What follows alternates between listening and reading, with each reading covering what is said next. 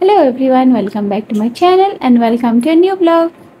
Last ब्लगे তোমরা দেখতে পারলে কি জামনগর থেকে আহমেদাবাদ অবধি আমরা ট্রেনে এসেছি আর আহমেদাবাদ থেকে উবের করে আমরা এয়ারপোর্টে পৌঁছে গেছিলাম। তো আহমেদাবাদ এয়ারপোর্ট থেকে আমাদের বাড়ির বাকি জার্নিটা চলেন এই ভিডিওটাতে আপনাদের সাথে শেয়ার করি। ট্রাভেল করার জন্য আমি অনেক ভিডিও দেখেছি কি কি লাগবে না লাগবে বেবির সেফটির জন্যে বা নিজেরার কমফোর্টেবলের জন্যে। তো ওটার ভিতরে মানে আমার চেকলিস্টে একটা বেবি ক্যারিয়ার ছিল। আমি 3টা বেবি ক্যারিয়ার অর্ডার করেছিলাম, অ্যামাজন থেকে করেছিলাম, প্লাস আমি ফার্স্ট ক্রাই থেকে করেছিলাম। বাট ওই 3টের থেকে আমি অ্যামাজনের যে প্রোডাক্টটা ছিল ওটা আমার বেশি কমফোর্টেবল লেগেছিলো। আর মাম্মা এইটাতে অনেক সুন্দর করে অনেক আরামে কমফোর্টেবলি ঘুমাচ্ছিল।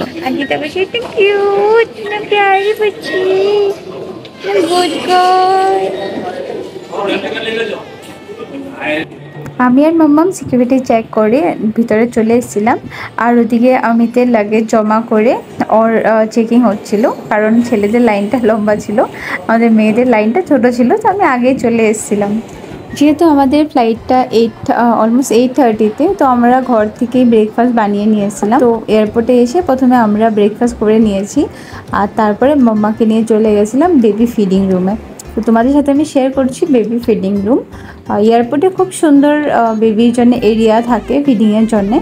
তো এয়ারপোর্টে আসলে কোনো অসুবিধা নেই, আপনি আরামসে গিয়ে ফিডিং রুমে গিয়ে ডাইপার চেঞ্জ করা, কাপড় চেঞ্জ করা বেবির করা যায়।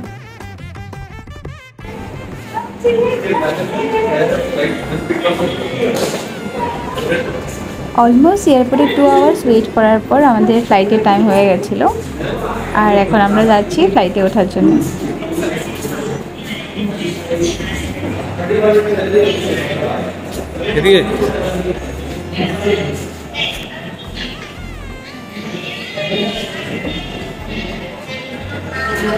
চলো, তো তোমরা যারা যারা আমার নর্মাল ব্লগ দেখো, তো অ্যাজ অলওয়েজ দেখো ফ্লাইটে ওঠার সাথে সাথে অমিতের ঘুম। যেহেতু ফ্লাইট সকালে ছিল, তো আমার মাম্মামের 3-4 মান্থের শিডিউল ছিল সকাল 10টা অবধি ওরা আরামে ঘুমাতো। তো সকালে একদম বিরক্ত করেনি, ও চুপচাপ ঘুমাচ্ছিল ফ্লাইটে উঠেও। বেবিকে ফ্লাইটে নিয়ে আসলে এয়ার হোস্টেসটা আগেই বলে দেয় কি যখন টেক অফ করবে আর ল্যান্ডিং করবে তখন বেবিকে ফিড করার জন্যে, তবে বেবি কান্নাকাটি করবে না। আর আমি ওদের এই রুলটা ফলো করেছি। তো 3 আওয়ার্স ফ্লাইটে আমার মাম্মাম একদম কান্নাকাটি করেনি।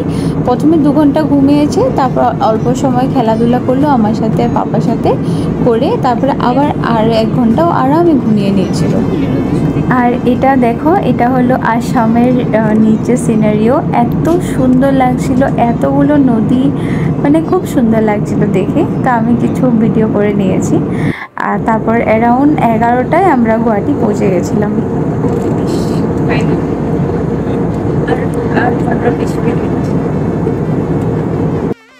हम पहुंच गए Guwahati. Welcome to our home. तो फ्लाइटेर থেকে নেমে গুয়াহাটি এয়ারপোর্টে মাম্মাম এদিক ওদিক লাইট वगैरह দেখে, মানুষ দেখে শি ওয়াজ লাইক সারপ্রাইজ और কোয়াইট হ্যাপি। আমি কি বলবো, কারণ জামনগর রুমে আমাদের এরকম কেউ আসেনি, হার্ডলি 1-2 জন অমিতের ফ্রেন্ড অ্যান্ড ওদের ফ্যামিলি আসে। আর আদারওয়াইজ অল লাইফে ওর মা ওর বাবা ছাড়া আর কেউ ছিল না তখন অবধি। তো এয়ারপোর্টে 12টা বেজে গেছে। এখন এয়ারপোর্ট থেকে আমরা বাস ধরে যাব গুয়াহাটি স্টেশনে। আর গুয়াহাটি স্টেশন থেকে আমাদের হুজাই অবধি আবার ট্রেন ছিল।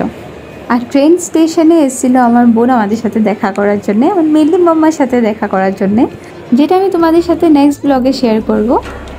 তবে এই ব্লগটা এখানে সমাপ্ত করি, দেখা হবে আবার একটা নতুন ব্লগে। আর এই ভিডিওটা দেখার জন্য সবাইকে জানাই thank you so much for watching.